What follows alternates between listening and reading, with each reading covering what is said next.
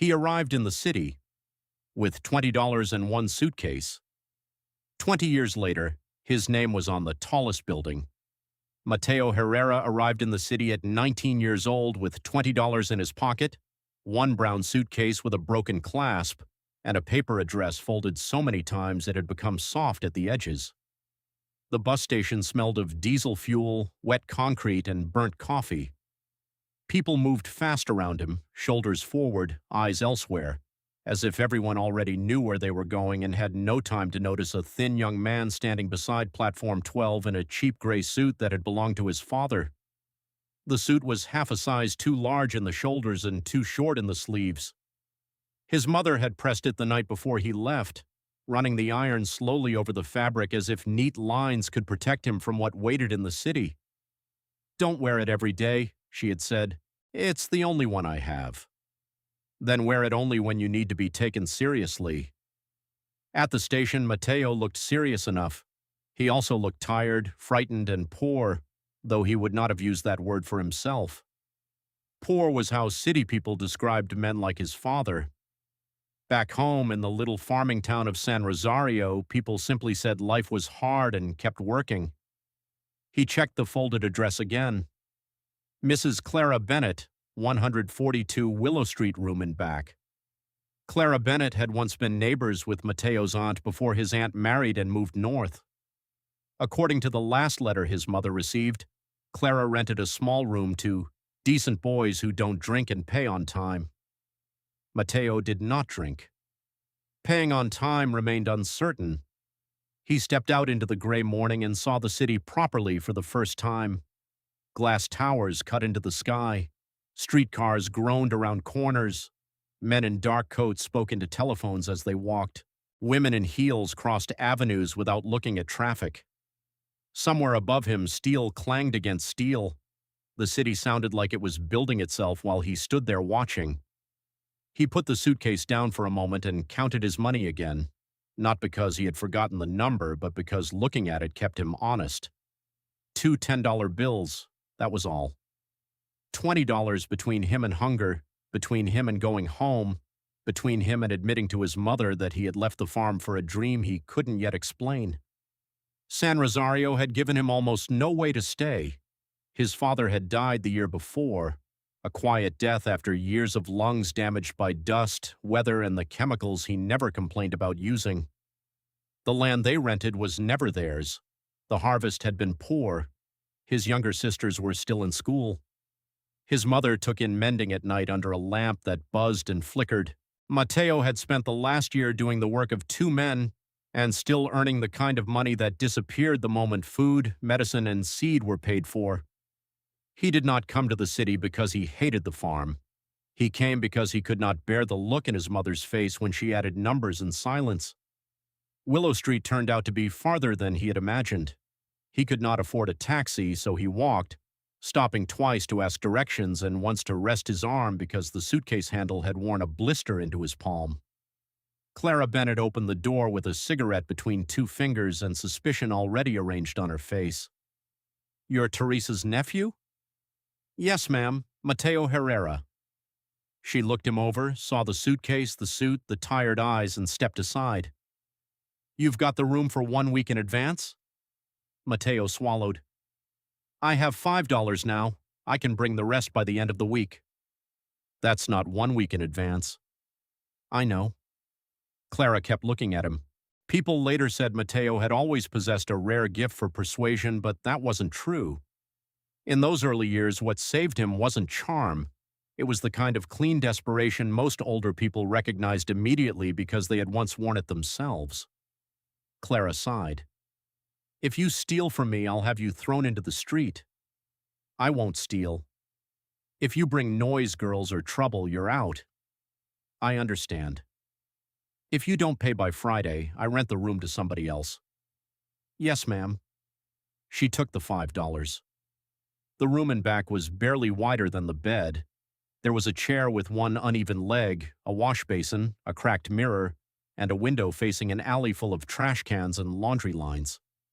Mateo set the suitcase down on the floor and sat on the bed without removing his coat. He had $15 left. By nightfall, he needed work.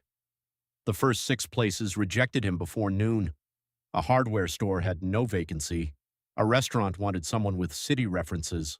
A warehouse supervisor told him to come back in 2 weeks. A tailor said Mateo's suit was too decent for manual work and too cheap for front-of-house work. By 1 in the afternoon, his feet hurt, his stomach was empty, and the city already seemed cleverer than he was.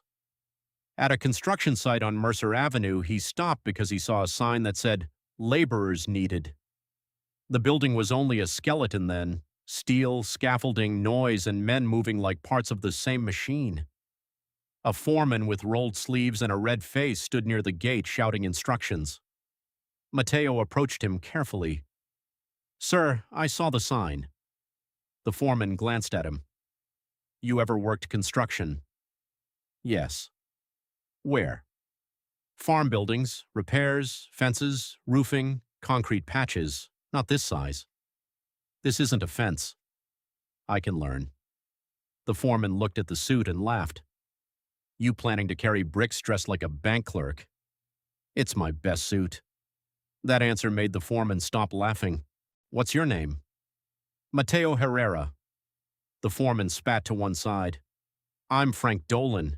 You start by carrying rebar, and if you slow my crew down, you don't come back tomorrow." "What's the pay?" $2.50 for the day." Mateo nodded immediately. Frank looked offended. "You might at least pretend it's low." "It's more than nothing." Frank handed him a pair of worn gloves. "Then get inside." That evening, Mateo returned to Clara Bennett's house with hands scraped raw, shoulders on fire, and $2.50 folded carefully in his pocket. He had also learned 3 things. First, city construction was a language of its own, and men who knew how to speak it were treated with a kind of hard respect. Second, steel carried power long before a building was finished. Third, he wanted more than wages. He had spent the whole day staring upward as floors rose from blueprints, as elevators were discussed before there were walls, as money became visible in beams, concrete, glass, and schedules. The men around him were working for paychecks. The men above them, owners, engineers, developers, were working for names, contracts, and leverage. Mateo did not yet know the words leverage or development in that sense, but he felt the difference. He worked 6 days that week, then 7 the next when Frank needed extra hands. He paid Clara the room rent on Friday night with exact coins laid carefully on her kitchen table. She nodded once and later gave him an extra piece of bread without comment. 3 months passed in sweat and noise.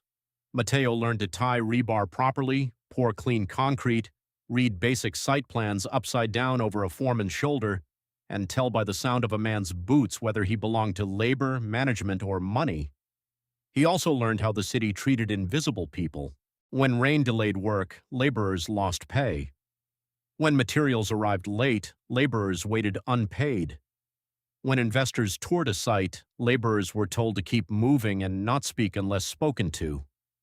One afternoon, Mateo was hauling boards near the temporary office trailers when he overheard 2 men in clean coats arguing over costs. "The parcel on Madison is still cheap because everyone thinks the old textile block is useless," one said. "Useless land becomes expensive land the moment the streetcar extension is confirmed." "That hasn't been announced." "It will be." Mateo slowed without meaning to. The second man noticed him. "Keep moving, son." He moved, but the sentence lodged in his mind. Useless land becomes expensive land. That evening at a second-hand bookstore, he spent 30 cents on an old book about property law and urban growth. It was written in stiff language and smelled of dust, but he read it every night until the cover loosened. Then he found another, then another. By day, he carried steel. By night, he studied how cities grew. Frank Dolan noticed first. One evening after the crew had gone, he found Mateo sitting on an overturned crate with a book balanced on one knee. "You planning to become a lawyer?" Mateo closed the book. "No." "Then why read zoning regulations after 10 hours on site?" Mateo hesitated, then answered honestly, "Because I don't want to carry steel forever." Frank looked at him for a long moment. "Good," he said finally. "No man should." The next week, Frank began teaching him things no laborer was usually taught: how bids were calculated, why delays ruined profits, how one bad supplier could collapse a schedule, why owning the land mattered more than building on it, why banks respected men who repaid on time and destroyed men who did not. Frank had never become rich himself. He had married young, worked hard, and trusted the wrong partners in his 30s. But he understood the business from the inside out, and he seemed to take a rough satisfaction in sharpening a boy who asked the right questions. "Listen," he told Matteo one night, tapping a thick finger against a blueprint. "Everyone thinks the money is in the building. Sometimes it is. But the first money is in seeing what the street becomes before the rest of the city sees it." By Matteo's third year in the city, he had stopped renting Clara Bennett's back room and moved into a slightly better boarding house with indoor plumbing that worked most days. He no longer wore his father's suit except on Sundays and whenever he had to visit a bank or municipal office. He had saved $800. To some people, it was nothing. To Matteo, it looked like possibility. The opportunity arrived through grief. An elderly man named Mr. Levin died, leaving behind a narrow building on Ash Street with a tailor shop on the ground floor and 2 empty apartments above it. His children lived in another state and wanted a quick sale. The street was worn down, full of repair shops and small grocers, but everyone in construction knew the new freight terminal was going up 2 blocks away. More workers would come, more families, more need for housing. Matteo saw it immediately. He did not have enough money to buy the building. He went to Frank.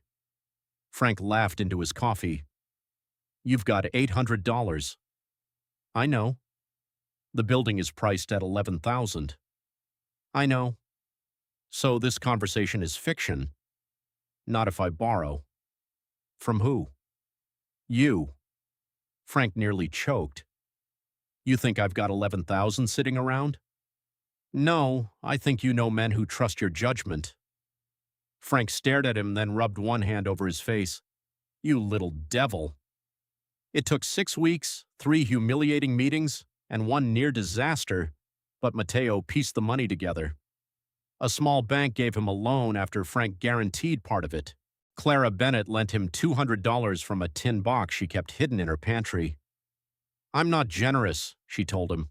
"I'm making an investment because you pay on time." He bought the Ash Street building at 22 years old and spent every evening for 9 months repairing it himself. He patched walls, sanded floors, fixed leaking pipes, painted windows, replaced rotten stairs, and slept 4 hours a night while still working full-time for Frank's crews. The tailor downstairs complained constantly. The city inspector failed him twice. The roof needed more work than expected. But when the apartments were finally ready, both rented within a week. For the first time in his life, money came in while he slept. It was not much after loan payments, taxes, and repairs, but it changed him. A wage paid for survival. Ownership created margin. Margin created choice. Over the next 5 years, Matteo repeated the pattern until it became a discipline. He found ignored properties in streets the city had not yet started bragging about. He bought carefully, repaired relentlessly, rented honestly, and sold only when the sale gave him enough leverage for something larger. He was never reckless, though people later described him that way. What he actually was patient at exactly the moments others became arrogant. He bought a warehouse near the river before the port expansion was confirmed. He converted an old boarding house into clean apartments for clerks and young families. He partnered with a widow who owned 2 crumbling shops but no money to restore them. Instead of cheating her, he brought financing, renovated the buildings, and gave her a fair share. She told everyone in her church, and soon half the neighborhood knew there was a young developer named Matteo Herrera who kept his word. His reputation became capital before his bank balance fully caught up. At 30, he met Elena Morales at a permit office. She was standing at a long counter arguing with a clerk over a filing error that had delayed one of her client's renovation plans. She wore a cream blouse, dark skirt, and the expression of a woman far too intelligent to waste her life explaining obvious facts to careless men. Matteo waited until she finished. "You were right," he said. She turned. "About what?" The clerk mixed up the parcel numbers. I know. He still didn't listen. That also was obvious. He smiled despite himself. Elena looked at the folder in his hand.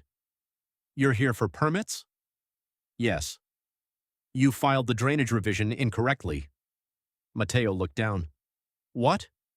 She pointed at one page. Your engineer used the old district template. He stared at her. You saw that in 3 seconds? I saw it in 1. She was a planning consultant who worked with small developers and family property owners too intimidated or too busy to navigate the city's bureaucracy alone. Matteo hired her that afternoon for one project.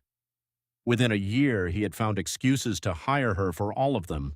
Within 2 years, he married her. Elena brought order to the parts of his mind that still thought like a laborer racing daylight.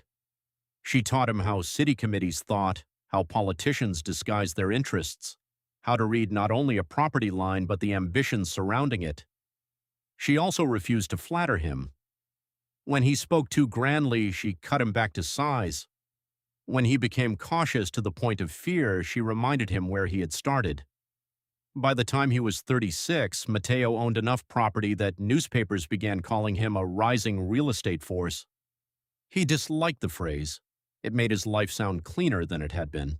What they called rising had also been 14 years of missed sleep, bad loans survived narrowly, roofs collapsing at the wrong time, one partner who stole from him, one fire that almost destroyed an entire block, and months during which Elena managed books at the dining table while holding their infant daughter in one arm.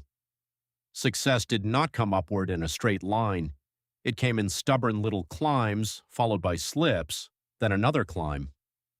The project that changed everything began as a joke. An entire block in the financial district came onto the market after 3 owners died, 1 bank failed, and a department store closed. Most developers thought the parcel was too expensive and too politically difficult. Zoning restrictions were messy, traffic studies were incomplete, unions wanted guarantees, 3 neighboring landowners threatened lawsuits before any design existed. At a dinner full of investors and city officials, one man laughed and said, "Whoever buys that block will go broke before he reaches the 3rd floor." Matteo, standing beside Elena with a glass in his hand, answered quietly, "Then I should buy something taller." The men around him laughed. Elena did not. On the carriage ride home, she looked at him and said, "You're thinking about it." "Yes." "You'd be insane." "Yes." And I think it's the best piece of land in the city." The block sat at the exact point where finance, commerce, and the new transit lines were beginning to converge. Matteo had watched the movement for years. He knew which older buildings nearby had quietly been refinanced. He knew where wealthy families were relocating their offices. He knew which roads the city planned to widen and which banks were desperate for a landmark they could brag about. He also knew one more thing. Tall buildings did not merely rent space, they changed how a city imagined itself. Matteo spent 11 months assembling the deal. He sold 3 profitable properties to free capital. He convinced 2 cautious banks to support a phased financing structure. He brought in foreign investors who wanted visibility, not only returns. He sat through hundreds of hours of negotiations, inspections, and legal reviews until he knew every inch of that block more intimately than some men knew their children. Halfway through, one of his lenders backed out. Then steel prices jumped. Then a newspaper published an editorial calling the tower a vanity monument for a former laborer who had mistaken ambition for public service. Elena clipped the editorial and placed it on his desk. "Why?" he asked. "So you remember what they sound like when they're afraid of you." Construction began when Matteo was 38. The first year was brutal. There were protests, delays, labor disputes, and one terrible winter when wind made work on the upper levels feel almost impossible. Matteo visited the site constantly, not for show. He still needed to see things with his own eyes. One evening, an ironworker recognized him from the ground floor and said, "Boss, you don't have to climb all the way up." Matteo looked at the rising structure disappearing into mist. "Yes," he said, "I do." From the upper steel levels, the whole city spread beneath him. Streets he had once walked carrying a suitcase now looked like lines drawn by a careful hand. He could see Ash Street, the river warehouses, the old freight terminal, the district where Clara Bennett still lived, and far beyond that the little neighborhoods built by 1,000 private hopes. He did not feel powerful up there. He felt accountable. A tower was not only stone, glass, and steel, it was debt, risk, promise, reputation. If it failed, it would crush more than his pride. It would damage every worker depending on it, every investor tied to it, and every smaller project he had built through years of trust. The final crisis came 18 months before completion. One of the main financing syndicates wanted to reduce exposure after a recession scare hit the markets. They did not withdraw entirely, but they froze the next release. Without that money, the project would stall publicly, and public delay could become private panic within days. At the emergency meeting, one banker said, "Perhaps the prudent solution is to pause, redesign part of the program, and resume when conditions stabilize." Matteo stared at him. Pause means weakness. Pause means caution. Pause means the city watches a half-built skeleton for 2 years while every tenant reconsiders. The banker folded his hands. "Then what do you suggest?" Matteo thought of the first $20 in his pocket, of Clara's $5 room, of Frank Dolan's rebar cruise, of Elena correcting permit filings faster than anyone alive, of his mother sewing until midnight under a bad lamp. "I suggest I take more risk than you," he said. He mortgaged almost everything that still stood fully in his name. Elena signed the papers without trembling, though later that night he found her in the nursery sitting beside their sleeping son with both hands covering her face. He knelt in front of her. "I can stop," he said softly. She lowered her hands and looked at him. "No," she answered. "If you could, you wouldn't be who you are." The tower was completed just after Matteo's 41st birthday.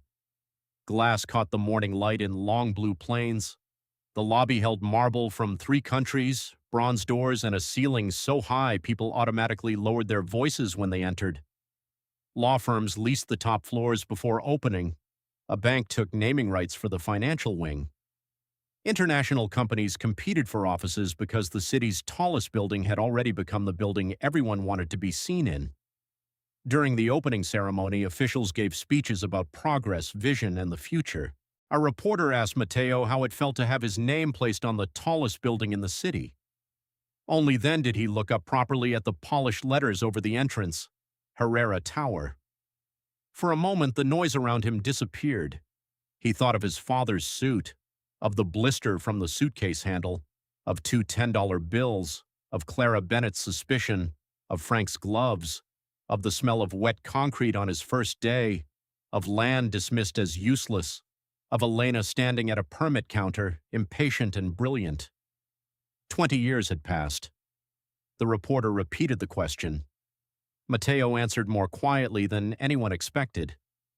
"It feels heavier than it looks." People laughed softly, thinking it was a joke.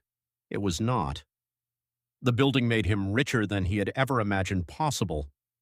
His companies expanded after that into hotels, housing, office districts, and transportation-linked projects. His wealth multiplied. His name appeared in business magazines. Universities invited him to speak. Politicians who once ignored him now asked for his endorsement before elections. But the part of the story that mattered most to him came later. 3 weeks after the opening, Matteo left a board meeting early and drove alone to Willow Street. Clara Bennett was 83 by then and half blind in one eye, but she still carried herself as if every room belonged to her until proven otherwise. She opened the door and squinted. "Well," she said, "if it isn't the boy who was late with rent." Matteo laughed. "I brought something." "You'd better not have brought pity." "I brought a deed." Clara frowned. "To what?" "The house." She stared at him. Over the years, Clara had fallen behind on repairs and taxes. Matteo had quietly bought the note from a lender who planned to force a sale. He spent months making sure there were no hidden claims, then restored the building at his own cost while telling Clara it was necessary maintenance. Now he handed her full ownership, cleared and protected. Her hands shook slightly as she read. "I told you," he said, "that I don't steal." Clara looked at him for a long time, then folded the paper carefully. "This is too much." "No, it's on time." She cried only after he had turned away to give her privacy. A week later, Matteo visited Frank Dolan in a rehabilitation center after a second stroke weakened the right side of his body. Frank could still speak, though slowly. Matteo sat beside the bed and showed him a photograph of Herrera Tower at sunset. Frank studied it with watery eyes. "Ugly name," he muttered. Matteo smiled. "You taught me half of it."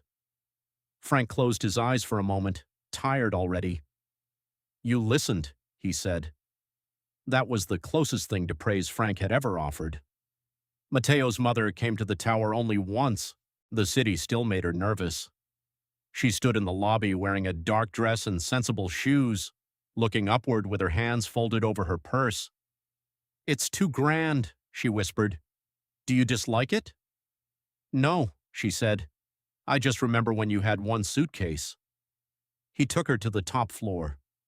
The whole city lay beneath them in light and motion. She stood by the glass for a long time. "When your father was alive," she said finally, "he used to say you were never looking at the field you were in. You were always looking at the next one." Matteo smiled. "Was he angry?" "Sometimes." "And you?" "I was afraid." He looked out across the skyline. "Are you still?" His mother thought for a moment. "No," she said. "Now I'm only proud, and a little tired on your behalf." Years later, when younger entrepreneurs asked Matteo how he built an empire, they wanted a cleaner answer than the truth allowed. They wanted one principle, one strategy, one piece of advice they could repeat at conferences. He told them the same thing every time. The first building wasn't the tower. The first building was the man who could carry $20 into a city and refuse to think like a poor man forever. Some nodded as if they understood. Some wrote it down. Very few really did. What changed Matteo's life was not only hard work. The city was full of hard-working men who died tired and invisible. It was not luck alone either, though luck had opened certain doors at the exact right moment.